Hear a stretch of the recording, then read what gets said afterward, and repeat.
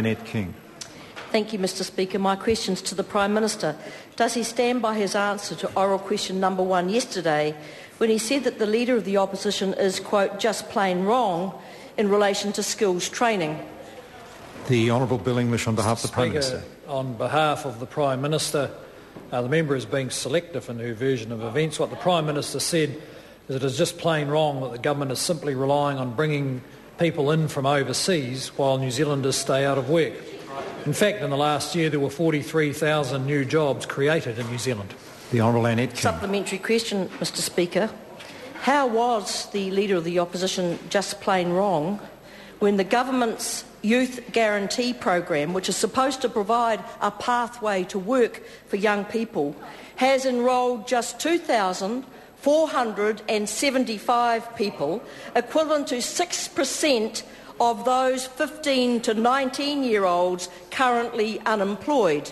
The Honourable Bill English. Mr Speaker, because that is roughly about the number of places the government has allocated to the Youth Guarantee, which I might say is an innovative policy that is dealing with a significant group of teenagers, and it will deal with more of them who the previous government just left out of the system. Once they left school, nothing happened for them. We're trying to keep these kids on track to get more training when school doesn't suit them. The Honourable Annette King. Supplementary question, Mr Speaker. How can it be just plain wrong when the number of modern apprenticeships, a scheme which is focused on upskilling 16 to 21-year-olds, has declined by 10% since early 2009 without any intervention or support from the government? The Honourable Bill English.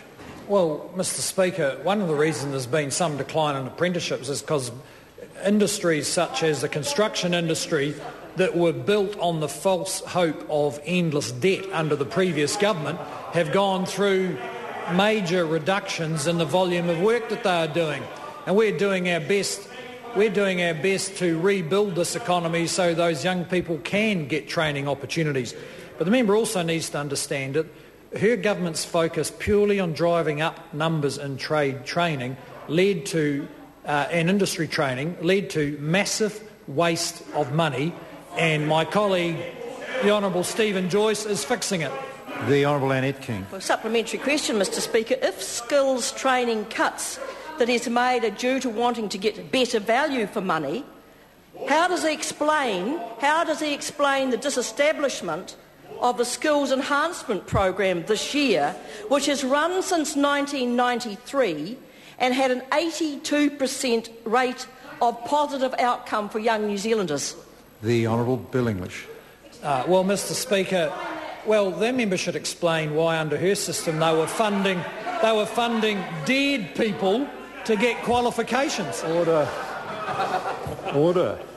The question actually asked about a specific program. Now, it may be that the Minister of Finance on behalf of the Prime Minister may not have that specific information, but I think to attack the opposition is not on if the Minister doesn't have the information.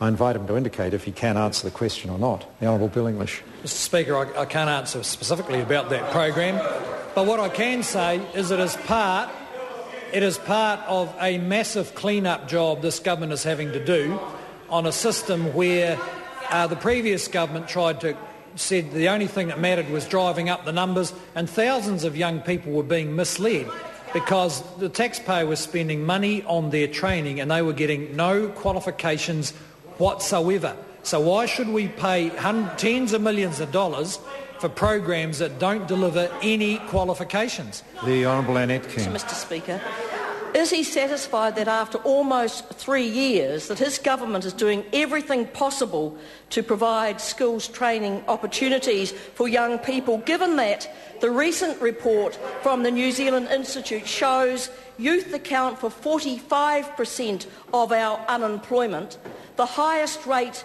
in the OECD, and at a cost of $900 million to taxpayers each year? The Honourable Bill English. Mr Speaker, yes, the government is doing as much as it can, particularly given the fiscal constraints we have. Next year we will have 13,000 more post-school training places than in 2008, despite the fact that the budget is very tight. and the government has taken steps in primary and secondary school to make sure that young people who leave our education system can and will actually be literate and numerate because of national standards, and that they will have choices because of policies like the Youth Guarantee.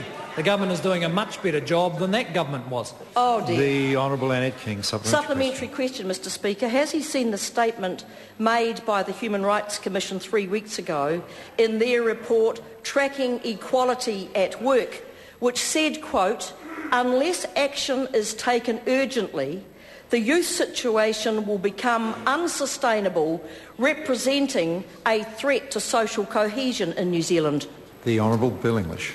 Mr Speaker, no, I haven't seen that statement, but what I can tell you is the government has spent a couple of years going through the mess of wasteful spending, conflicting programs and lack of accountability that were the characteristics of the previous Labor government spending in this area. And we are making considerable progress despite the fact that there is a recession and that the government has no new money. And I must compliment my colleagues who have worked in this area for how much progress they've made. The Honourable Annette King. What advice has he sought about the likelihood of social disharmony occurring in New Zealand as a result of high youth unemployment and disconnection, given the unrest that's occurred in Britain in recent days, and which British commentators are saying arose from young unemployed people? The Honourable Bill English. Well, Mr Speaker, what erodes the confidence of young people in a community is false hope. The false hope that that badly managed government programs and borrowed and an economy fuelled by borrowing will give them sustainable jobs. And that's why so many young people are pleased with this government, which in a realistic and effective way is rebuilding their confidence in the economy.